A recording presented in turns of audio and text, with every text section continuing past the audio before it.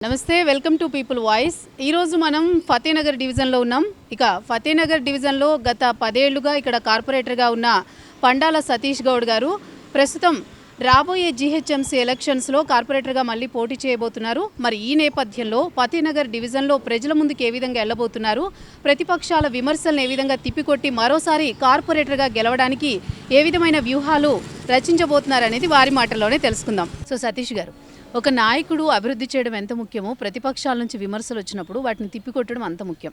మరి రీసెంట్గా BJP party మీ దిష్టిబొమ్మ దహనం చేసి ఫతేనగర్ డివిజన్లో ఎలాంటి అభివృద్ధి జరగలేదని ప్రచారం చేసింది. దీనిపైన మీ కార్యకర్తలు కానీ లీడర్స్ కానీ ఎవరు ఎందుకు స్పందించలేదు? ఫతేనగర్ అనేది ఒక చరిత్ర గల ఏరియా. గతంలో కాంగ్రెస్ పార్టీ సీనియర్ నాయకులు ఇందిరాగాంధీతో పరిచయం ఉన్న నాయకులు మా శంకరన్న గారు ఉన్నప్పటికీ కూడా అప్పటి నుంచి కూడా ఒక ప్రశాంతమైన వాతావరణంలో రాజకీయాలు సాగేవి. ఎందుకంటే ఈరోజు నా మీద పోటీ చేసి ఓడిపోయిన వాళ్ళైనా కానీ ఏమన్నా కలుసుకుంటే హలో అన్న, నమస్తే అన్న అనే ఒక సంప్రదాయం ఉన్న ఫతేనగర్లో కొత్తగా రాజకీయ ఒరవడి, కొత్త రాజకీయాన్ని వాళ్ళు క్రియేట్ చేసి దిష్టిబొమ్మ దహనం చేయడం. దిష్టిబొమ్మ అసలు ఎందుకు దహనం చేస్తారు? సంఘ వ్యతిరేక కార్యక్రమాలు ఏమైనా జరిగాయా? ప్రజలకు ఏమైనా ఇబ్బందులు జరిగాయా? ప్రజల బాగోగులకు ఏమైనా నష్టం కలిగించామా? అటువంటి ఏమీ లేకుండా, ఒక సందర్భానికి సంబంధం లేకుండా ఒక వ్యక్తి తన రాజకీయ పబ్బం గడపడానికి ఎలక్షన్ స్టంట్లో భాగంలో దానికి ఒక చర్యను తీసుకోవడం జరిగింది. ఇంత మంచి వాతావరణం ఫతేనగర్లో నాకు బలమైన బీఆర్ఎస్ పార్టీ క్యాడర్ ఉంది. మా బీఆర్ఎస్ పార్టీకి మా క్యాడర్ కూడా ఎంతోమంది దీన్ని మనం ఇట్లా చేద్దాం అట్లా చేద్దాం అని వద్దు. ఒక మంచి సాంప్రదాయంలో ఉన్న ఫతేనగర్ని మనం సాంప్రదాయాన్ని ఖరాబ్ చేయొద్దు. ఏదైతే వాళ్ళు ఏ విధంగానైతే మన మీద దాడి చేసారో, అభివృద్ధి జరగలేదంటారో, ఆ అభివృద్ధితోటే ప్రజలతోటే మెప్పించి ప్రజలతోటే వాళ్ళకి సమాధానం ఇప్పిద్దాం అని ఒక మంచి సాంప్రదాయాన్ని కాపాడాలనే ఉద్దేశంతో నేను ఆగాను. కానీ దీనికి వేరే విషయంగా లేదు. మాకు ఫతేనగర్ డివిజన్లో కానీ ఎమ్మెల్యే గారి ఆధ్వర్యంలో కుకట్పల్లి కాన్స్టిట్యున్సీలో కానీ బీఆర్ఎస్ పార్టీకి బలమైన క్యాడర్ ఉంది. ఏ విధంగానైనా తిప్పికొడతాం. కానీ మంచి వాతావరణాన్ని చెడగొట్టొద్దు అనే ఒక ఉద్దేశంతో ఈ విధంగా మేము కంట్రోల్లో ఉండవలసి వచ్చింది. సో సతీష్ గారు, ఇప్పుడు ఫతేనగర్ డివిజన్లో గత 10 ఏళ్లలో 10 ఏళ్లకి ముందు 10 ఏళ్ల తర్వాత అనే అభివృద్ధి చేశానని మీరు అనుకుంటున్నారా? 100% అనుకుంటున్నామండి. ఎందుకంటే ఫతేనగర్కి ప్రధానంగా ఉన్న సమస్యలను ఫస్ట్ టేకప్ చేయడం జరిగింది. మంచినీటి సమస్య గురించి మీకు చెప్తాను. మొదట మంచినీటి సమస్య శివాలయం దగ్గర ఉన్న ట్యాంకు ద్వారా వాటర్ సప్లై అవుతుండే. అయితే భవిష్యత్తులో అప్పటికున్న భవిష్యత్ అవసరాల దృష్ట్యా అది అప్పుడు సరిపోతుండే.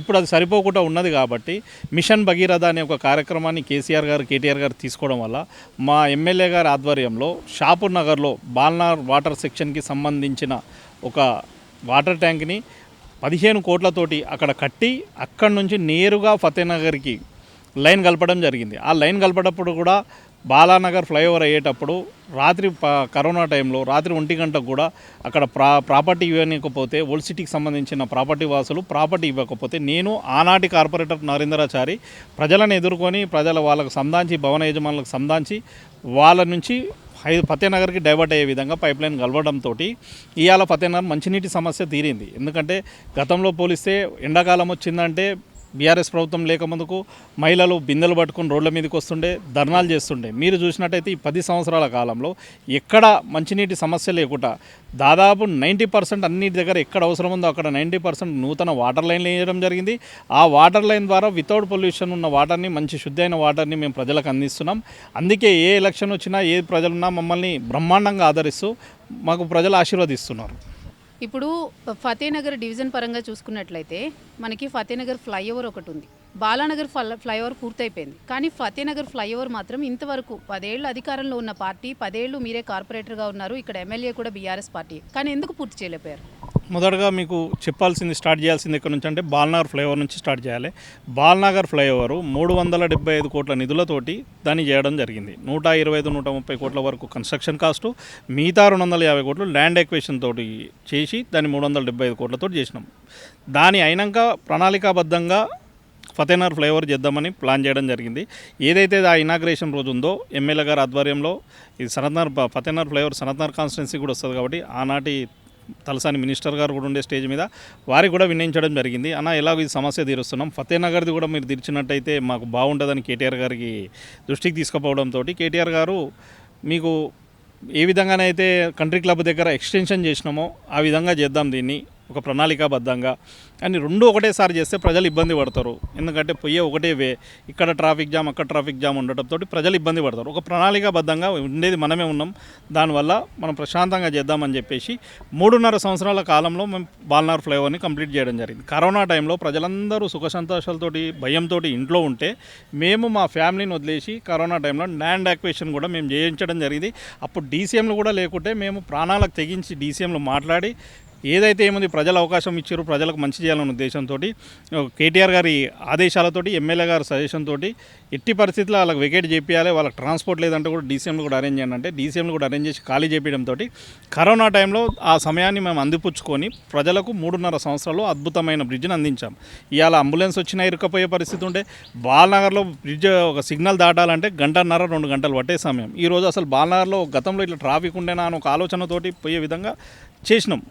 దాని తర్వాత అది సగం దగ్గరకు వచ్చిన దాంట్లోనే సనత్నగర్ ఫ్లైఓవర్, మేము అడిగింది సనత్నగర్ ఫ్లైఓవర్ మాత్రమే. కానీ కేటీఆర్ గారికి నగరం మీద ప్రజల మీద ఎక్కువ అభిమానం, ఎక్కువ దూరదృష్టి, ప్రజల అవసరాల దృష్టి కాబట్టి దాంతోపాటు ఆర్యూబీని కూడా శాంక్షన్ చేయడం జరిగింది. ఫతేనగర్ ఫ్లైఓవర్కి 60 కోట్లు, ఆర్యూబీకి 45 కోట్లు. ఆర్యూబీ ఏంటంటే గాజుల రామారం, కుత్బులాపూర్ నుంచి, దుందిగల్ నుంచి వచ్చే ప్రజలు ఫతేనగర్ ఫ్లైఓవర్ని టచ్ చేయకుండా, ఎందుకంటే అది కట్టేటప్పుడు ఇది ప్రాబ్లం అవుతుంది, ట్రాఫిక్ అయితే బడన్ ఎక్కువ అవుతుందని ఇనిషియల్గా ఫస్ట్ ఇది స్టార్ట్ చేసినట్టయితే ఫతేనగర్కి వచ్చే బడన్ తగ్గడం వల్ల కుత్బులాపూర్ వాళ్ళు సులువుగా సనత్నగర్ ఇండస్ట్రియల్ పార్క్ పక్కనున్న కానీ రాధాకృష్ణ టయోటా డిమార్ట్ పక్కకున్న లైన్లో నుంచి వెళ్ళి ఎర్రగడ్డకు పోవాలనుకున్న ఎర్రగడ్డకి వెళ్ళొచ్చు, రాజ్భవన్ సిటీకి వెళ్ళాలనుకున్న ఫ్లైఓవర్ కింద నుంచి వెళ్ళొచ్చు అన్న ఒక ప్రణాళికాబద్ధంగా ఆర్యూబీని శాంక్షన్ చేయడం జరిగింది.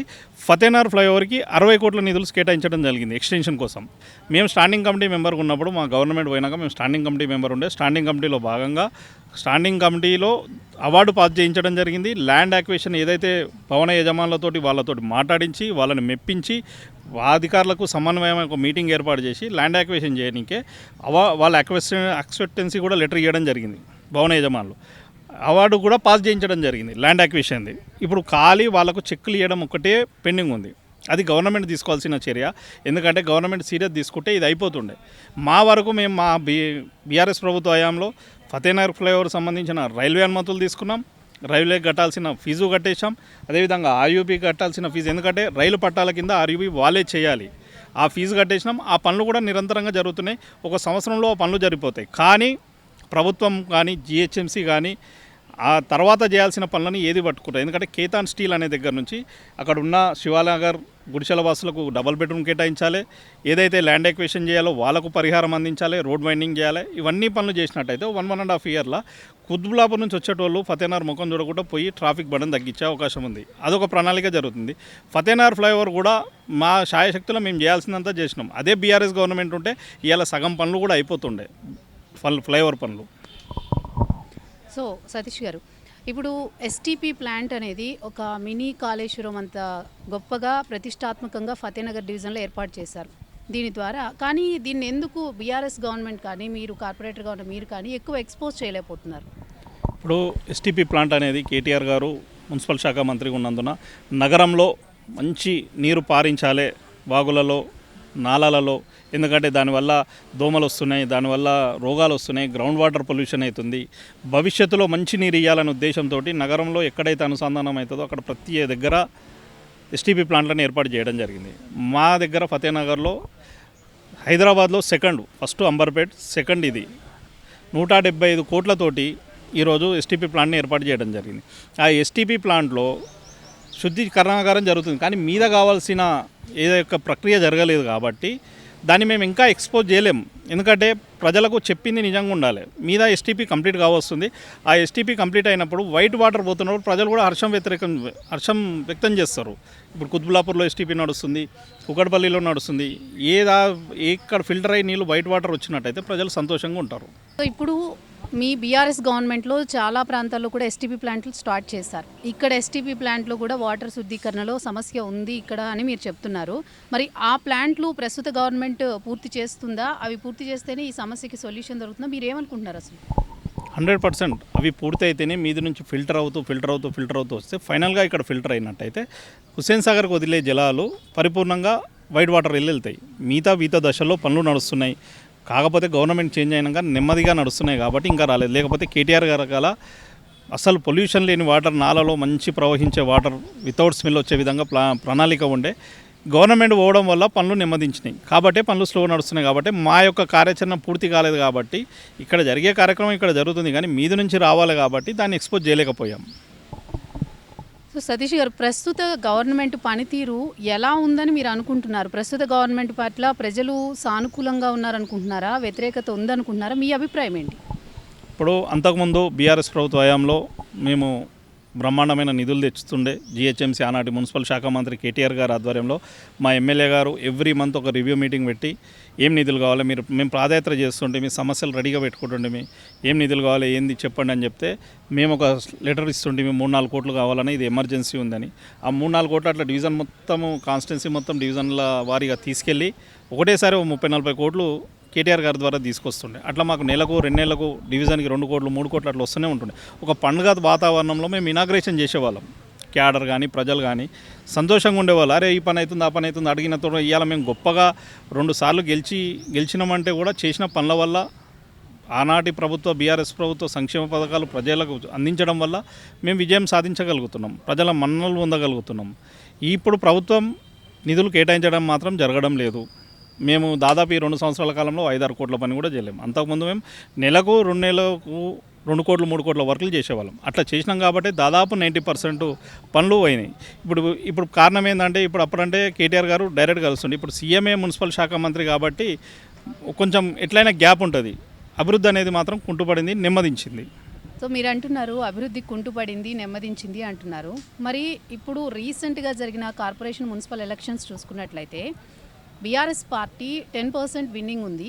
మరి మిగిలిన స్థానాలు నిజంగా ప్రజల మనసులో 10 సంవత్సరాల ఇంత చేశారు అనేది ఉంటే ఖచ్చితంగా ఇంకా ఎక్కువ సీట్లు గెలవాల్సింది కదా, ఎందుకు వెనుకబడింది ఈ సందర్భంలో? ఇప్పుడు మీరు చెప్తున్న 10% మున్సిపాలిటీలు వాటి చెప్తారు, కానీ 30% కార్పొరేషన్లో కౌన్సిలర్లు కానీ కార్పొరేటర్లు కానీ గెలవడం జరిగింది. 30% గెలవడం జరిగింది. ఓట్ షేర్ కూడా 3.5 lakhs మాత్రమే కాంగ్రెస్ పార్టీకి మనకు తేడా ఉంది. అధికార పార్టీ ప్రలోభాలు కానీ, లోకల్ స్థానికంగా ఉన్న ప్రెషర్లు కానీ అవన్నిటితోటి బలోపేతమై ఆ విధంగా వచ్చింది. మీరు గ్రేటర్ హైదరాబాద్ని చూసుకున్నట్టయితే గ్రేటర్ హైదరాబాద్ ఆల్కొని ఉన్న మున్సిపాలిటీలన్నీ వన్ సైడ్గా టీఆర్ఎస్ పార్టీకి పట్టం కట్టారు. ఎందుకంటే హైదరాబాద్ ప్రజలు వివేచనతోటి ఆలోచించి అభివృద్ధికి పట్టం కట్టారు. ప్రజలతోటి పార్టీ మమేకమైన తీరు, స్థానిక ఎమ్మెల్యేలు, స్థానిక లీడర్లు మమేకమైన తీరును చూసేస్తారు. కాబట్టి దానికి అదే నిదర్శనం. మున్సిపాలిటీ గ్రేటర్ హైదరాబాద్ చుట్టూ క్వీన్షిప్ చేసింది బీఆర్ఎస్ పార్టీ. ఎంత అధికార పార్టీ ఎన్ని ప్రలోభాలు పెట్టినా, ఇంటి అధికార దౌర్జన్యం చేసినా, ఏం చేసినా ఎదుర్కొంది దానికి. కాబట్టి జిహెచ్ఎంసీ ఎలక్షన్ కూడా 100% ప్రజలు కేటీఆర్ గారు చేసిన అభివృద్ధి, మా నియోజకవర్గంలో మా ఎమ్మెల్యే గారు చేసిన అభివృద్ధి, 10 సంవత్సరాలు మేము అభివృద్ధి సంక్షేమం మేము మమేకమైన తీరు చూసి మాకు ఓటేస్తారని 100%గా చెప్తున్నాం. 100% చెప్తున్నాం. ఇప్పుడు మీ అభివృద్ధిలో 10 సంవత్సరాలు మీరు కార్పొరేటర్గా ఉన్న సందర్భంలో ఎమ్మెల్యేగా కొనసాగుతున్నారు. మరి మీకు ఏ విధంగా మాధవరం కృష్ణారావు గారు సహకరించారు? మిమ్మల్ని అడిగిన నిధులన్నీ మీకు సానుకూలంగా అందించడం జరిగిందా? మొదటగా నాకు ఎమ్మెల్యే గారు రాజకీయ గురువు. ఎందుకంటే నాకు టికెట్ ఇచ్చి సెలెక్ట్ చేసి, నన్ను టికెట్ ఇచ్చి గెలిపించి అన్ని రకాలుగా నన్ను ఒక అండదన్నగా, ఒక పెద్దన్నగా నన్ను కాపాడిన వ్యక్తి అంటే మా ఎమ్మెల్యే మాధవరం కృష్ణారావు గారే. అభివృద్ధి విషయంలో ఏదున్నా ప్రతి కార్పొరేటర్ తోటి నెలకోసారి 20 రోజులకోసారి సమీక్ష ఏర్పాటు చేసి మీరు ప్రజలలో తిరగండి, సమస్యలు నా దృష్టికి తీసుకురండి, కేటీఆర్ గారి దృష్టికి తీసుకొచ్చి నేను తీసుకొస్తాను నిధులు అని చెప్పి ఒక ఆలోచనాత్మకంగా ప్రణాళికాబద్ధంగా, ఏంటంటే ప్రణాళిక లేకుండా మనం ఆడ నిధులు తెచ్చిన ఈడ తెచ్చిన అని ప్రజలు మనం పాయింట్అవుట్ చేయదు. మనం చేసిన అభివృద్ధి 30 సంవత్సరాలు ప్రజలకు ఉపయోగపడాలి, మనని హర్షించాలి, ప్రజలు సాటుకైనా కానీ హర్షించాలని చెప్పినందుకు అదే ప్రణాళికాబద్ధంగా మేము గ్రేటర్ హైదరాబాద్లో ఏ కాన్స్టిట్యూన్సీలో ఉండదో తెలియదు, కానీ కూకట్పల్లి కాన్స్టిట్యున్సీలో మాత్రం ఒక ఎమ్మెల్యే పెద్దన్నగా, ఒక తమ్ములలాగా అందరం కార్పొరేటర్లు ఒక సోదర భావంతో కాన్స్టిట్యున్సీని అభివృద్ధి, ఎవరు డివిజన్ వాళ్ళని అభివృద్ధి చేసుకుంటూ కాన్స్టిట్యున్సీని అభివృద్ధి చేసినాం. కాబట్టి ఎమ్మెల్యే గారికి దినదినాభివృద్ధితోటి మెజార్టీ పెరుగుతుంది. ఫస్ట్ 40,000, తర్వాత 43,000, ఇప్పుడు 73,000. అట్లా దినదినాభివృద్ధితో ఆయన చేసిన పనులు కాబట్టే ఆయన గెలుస్తాడు. మేము 2 సార్లు గెలిచినాం. స్థానికంగా ఉన్న మేము 2 సార్లు గెలిచినాం. ఒకసారి అధికార పార్టీలో ఉన్నప్పుడు వేవ్లో గెలిచాం. సెకండ్ సారి వరదలు వచ్చిన యాంటీ వేవ్లో కూడా మేము మంచి 2.5 మెజార్టీతో మేము గెలిచినామంటే మేము చేసిన ప్రజలు మమ్మల్ని మెచ్చే మా ఎమ్మెల్యే గారు ఆధ్వర్యంలో చేస్తున్న అభివృద్ధిని చూసి మాకు హర్షించి మాకు ఓట్లేస్తారని మేము చెప్తున్నాం. సో ఇప్పుడు మరి ఇంత అభివృద్ధి జరిగింది కూకట్పల్లి నియోజకవర్గంలో, ఇదంతా ఓకే. ఇప్పుడు ప్రస్తుత ముఖ్యమంత్రి రేవంత్ రెడ్డి గారు రీసెంట్గా ఒక కామెంట్ చేశారు. కేసీఆర్ గారికి సంబంధించి ఎవరికి జాతిపిత, ఓన్లీ ఒక సామాజిక వర్గానికి జాతిపిత అన్న వెర్షన్లో కామెంట్ చేశారు. మరి నిజంగా అలా అయితే కేసీఆర్ గారు ఇప్పటికి ఇంకా ప్రజల గుండెల్లో ఉన్నారని మీరు అనుకుంటున్నారా? తెలంగాణ అనే చిత్రపటం ఉన్నంత వరకు కేసీఆర్ గారు ప్రతి ఒక్కరి గుండెల్లో ఉంటారు. ఇలా కేసీఆర్ గారు గురించి మాట్లాడుతున్న రేవంత్ రెడ్డి గారు సీఎం అయినా, అంతకుముందు పీసీసీ వర్కింగ్ ప్రెసిడెంట్ అయినా కేసీఆర్ పుణ్యమే, ఇలా సీఎం అయినా కేసీఆర్ పుణ్యం. ఎందుకంటే తెలంగాణ జాగ్రఫీ ఏర్పాటు చేసిందే కేసీఆర్. ఉమ్మడి ఆంధ్రప్రదేశ్లో ఉన్నప్పుడు జాగ్రఫీ ఏర్పాటు చేసిందే. ఇవాళ ఎవ్వరు తెలంగాణ పదవులు అనుభవిస్తున్నా దానికి కేసీఆరే జాతిపిత. 100% అందరికీ జాతిపిత, కొందరికి జాతిపిత కాదు. గాంధీ తాతని ఏ విధంగానైతే మన దేశానికి స్వాతంత్రం తెచ్చింది జాతిపితగా భావిస్తామో, తెలంగాణని కూడా జాతిపితగా ఆయన తెచ్చిండు. 100% తెచ్చాక ఒక దూసుకుపోయే విధంగా. ఒకప్పుడు తెలంగాణ అంటే చిన్న చూపు ఉండేది. అరే వీళ్ళకు యాస రాదు, భాష రాదు, వీళ్ళు డెవలప్మెంట్ ఉండదు, తాగుతారు తింటారని ఒక చిన్న చూపు ఉండే. అటువంటిది దేశం మొత్తంలో తెలంగాణ అంటే ప్రౌడ్గా చూసే విధంగా, తలెత్తుకునే విధంగా చూసినట్టే అది కేసీఆర్ గారు చేసిన అభివృద్ధి, కేటీఆర్ గారు చేసిన విజన్. ఆ విధంగానే ప్రజలకు గౌరవం దక్కింది, గౌరవం పెరిగింది. ఇవాళ సినిమాలలో కూడా చూసినట్టయితే తెలంగాణ యాసను పెడుతున్నారు. అంటే అది తెలంగాణ వచ్చినాక కేసీఆర్ తీసుకొచ్చేపటికే. ఒకప్పుడు కామెడీకి చిన్న దానికి పెట్టేది, ఇప్పుడు సినిమా మొత్తం తెలంగాణ యాస ఉంటుందంటే అట్లా చిన్న ఇష్యూ నుంచి పెద్ద ఇష్యూ దాకా కేసీఆర్ గారు 100కి 100% తెలంగాణ జియోగ్రఫీ ఉన్నంత వరకు కేసీఆర్ గారు జాతిపిత అందరికీ, అది అన్ని పార్టీలకు. సో రాబోయే జిహెచ్ఎంసీ ఎలక్షన్స్లో మీరు కార్పొరేటర్గా నిలబడ్డ సందర్భంలో ప్రతిపక్షాలు ఏం అభివృద్ధి జరిగింది అని విమర్శిస్తే ఇది నేను చేసిన అభివృద్ధి అని చెప్పడానికి మీరు ఏ విధంగా సవాల్ విసురుతారు? నేను రెడీగా ఉన్నానండి. ఎందుకంటే మేము చేసిన 10 సంవత్సరాలలో ఇవాళ అభివృద్ధితో పాటు కరోనా అటువంటి విపత్త కాలంలో కూడా మేము 8,000 మందికి, పొద్దుగాల 4,000, సాయంత్రం 4,000 మందికి భోజనాలు వాళ్ళ కుటుంబాలు ఎక్కడుంటే అక్కడ ఏర్పాటు చేసి మా 100 మంది క్యాడర్ ద్వారా ప్రాణాలకు తెగించి. ఎందుకంటే కరోనా అంటే బయట పోయి గాలి వెలిస్తే చనిపోతామేమన్న భయం ఉండే. నిజానికి ఆ టైంలో మా క్యాడర్ కూడా గొప్పగా వాళ్ళ కుటుంబాలకు కూడా ధన్యవాదాలు తెలపాలి. ఎందుకంటే మమ్మల్ని నమ్మి ప్రజల కోసం వాళ్ళని బయటకు పంపించారు కాబట్టి మైగ్రేట్ పీపుల్ ఎక్కువ అధికంగా ఉన్న ఏరియా నుంచి మైగ్రేట్ కాకుండా వాళ్ళని కాపాడడం. ఎందుకంటే చిన్న పరిశ్రమలు ఉంటాయి, మళ్ళీ వీళ్ళు వెళ్ళిపోతే పరిశ్రమలు ఇబ్బంది పడతాయి, మళ్ళీ వ్యవస్థ ముందుకు పోదు, బాగుండదు అనే ఉద్దేశంతో కేటీఆర్ గారు, కేసీఆర్ చెప్పగానే ఇమీడియట్లీ మేము ఆ విధంగా అక్షయపాత్ర ద్వారా తెచ్చినాం. మాకు ఆనాటి గవర్నమెంట్ సహకారం అందించింది. అక్షయపాత్ర ద్వారా ఎన్ని వేలు అంటే అన్ని వేలు తీసుకెళ్ళండి అని ఎమ్మెల్యే గారు ఆర్డర్ చెప్పడం జరిగింది.